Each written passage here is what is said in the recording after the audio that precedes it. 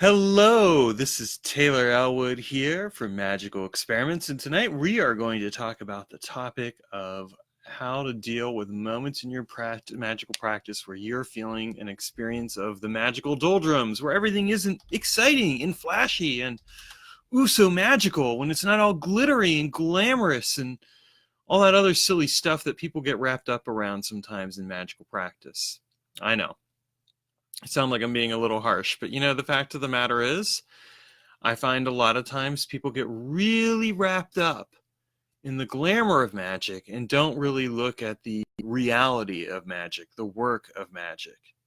I know you're going to say, but Taylor, isn't the glamour of magic part of what it's all about? Magic as a lifestyle, looking all magical, having all the bling and all the other fun stuff, right? Not really.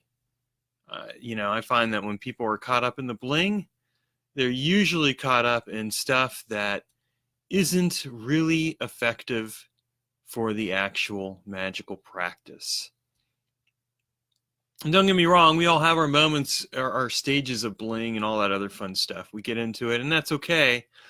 But in this particular case, we're looking at the reality of magical practice, which is what happens when you've practiced long enough where you're doing your work and suddenly it isn't all that exciting. In fact, it's kind of like it takes everything you have to do it that day, because you're just like, well, I've got other things I want to do. Or you're just going through a period of life where you're struggling a little bit.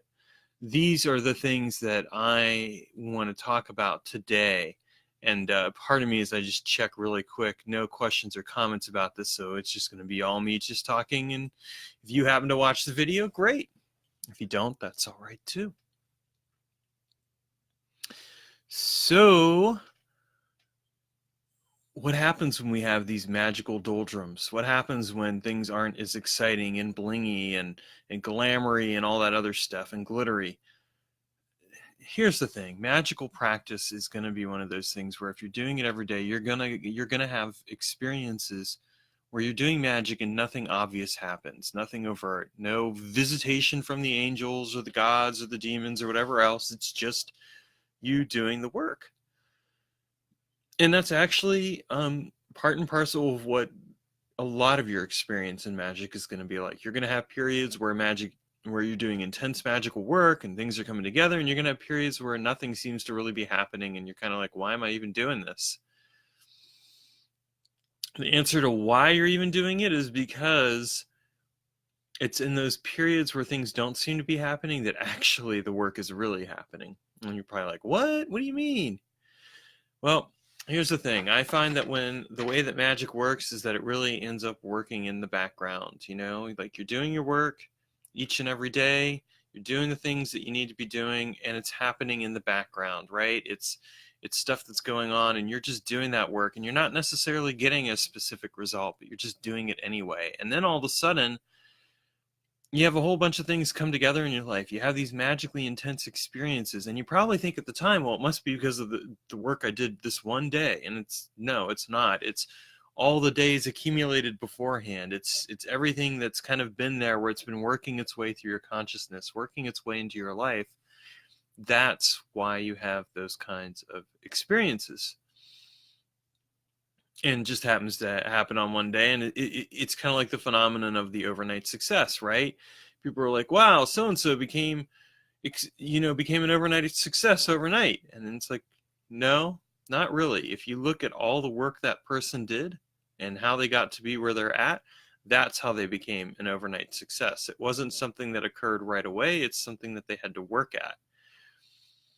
And that's the case with magic. I mean, it's something where you work at it. It's something where, you're going to have periods where things don't seem to be very magically intense. You may even have periods in your life where you're not necessarily able to do everything you want to do magically, where maybe all you can do that day is a simple 5-minute meditation, and that's what you get. I mean, I have days where I come home and I do a simplified form of the sphere of art, because sphere of art's pretty convoluted work. I mean, I'm reciting all these memorized chants and everything else. There are days where I come home where I've got stuff I need to do. I still want to make time for it, but I don't do the full thing. I have a shortened form, and I don't do it every day. but I do it some days, depending on what the circumstances are. And I do it because I'm trying to make space for it, but at the same time, make space for the reality that I'm living my life. And I've got to take care of certain things. I have responsibilities. This is the thing I think a lot of people who are new to magic don't always realize. It's something that I also sometimes see with people who are really caught up in the glitter and the bling and all the other stuff, where they're really focused on, they're wanting magic to be so intense and real at like 100, 24/7. They want it to be that way all the time, and they think they need it to be that way. And the truth is it's just not that way. Now, I'll admit it can be really challenging when you have an experience where you're doing magical work and nothing seems to be happening, and you're just like, why am I even doing this? You can feel a sense of doubt. You can feel a sense of disillusionment. These are things that happen on occasion. This is all perfectly natural. If you were to look at any spiritual practice, and I'm not just talking about magic, I mean any spiritual practice in general, what you would find is that people go through this with any spiritual practice. That's right. There are times where that spiritual practice is really intense, and there's realizations and revelations and all kinds of other amazing stuff. And there are times where nothing seems to be happening, and you're just doing it for the sake of doing it. You're doing it because it's something you need to do. It's just there by rote.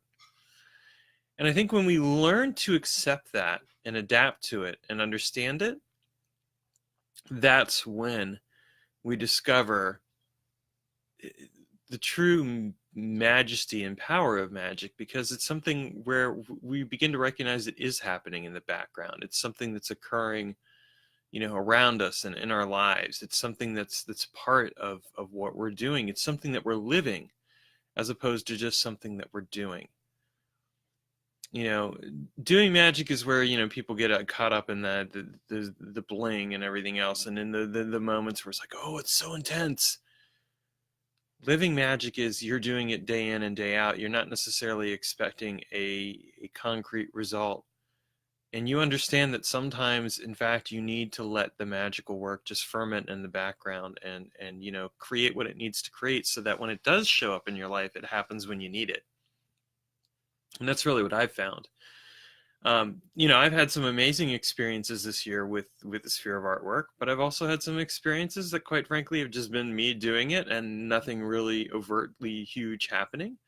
It's because, in part, it's the archangels aren't at my beck and call. They're not just going to come there every single day, be like, oh, I'm going to be here, I'm going to show up.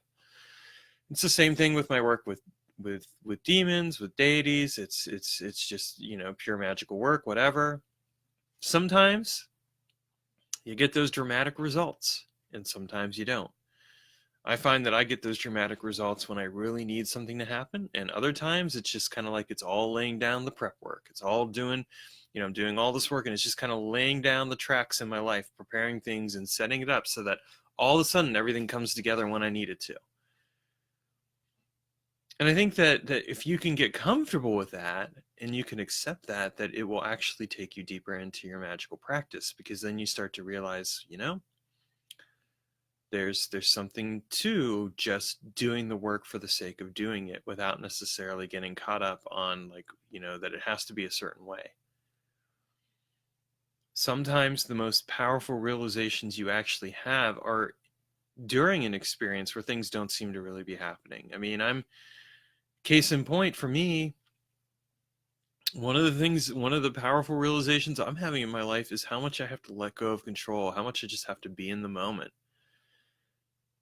And really it's happening precisely because, things are, I'm doing my work, I'm doing all this other stuff. And in some cases, I'm really just coming up against not necessarily a bad wall or anything, but I'm just coming up against realizations of this is where I'm at and this is where I need to be. And things aren't going to necessarily change like that, and they don't necessarily need to change. I am right now, here I am, this is where I need to be in order to get to where I need to go. And no surprise here, but I am finding that the path is opening for me. I am making progress. I am getting there, getting to where I want to go, but I'm learning to be in the journey more than I've been previously. So, some of our deepest realizations in work most powerful work comes through those experiences where things aren't necessarily coming together as fast as we want, but they are coming together, and it happens in part because we're sticking with it and we're doing the work. We're persisting in doing the work. And as a result, we're allowing it to change our lives. We're allowing it to set things up to change our lives. The other thing I want to point out is that it is perfectly okay to occasionally take a break. There are not very often, but there are days, there is the rare day where I don't meditate or do something, like magical per se. It doesn't happen very often, but once in a while it does happen, and I think it's a good thing. Taking a break from stuff is a good thing. Like when I've done some really intense work, I'll usually take a day or so afterwards to just kind of sit with it and be with it and not necessarily do anything beyond that. And part of that, again, is because you're allowing it to permeate your consciousness and become embodied in your life. And when you do that, that's where you make space for the magic in your life. And that's really what we need to do. Sometimes we need to make space. Instead of insisting that everything has to go, go, go, and it has to be this way or that, we just have to make space for what matters. When we can do that, that's when our lives get easier. All right, that's it for tonight. I just wanted to share that with you and give you some food for thought in your own magical practice. Remember, it doesn't have to be all glamoury and, glittery and everything else. It just needs to be, and you just need to be with it. That's enough. All right, take care and have a good one.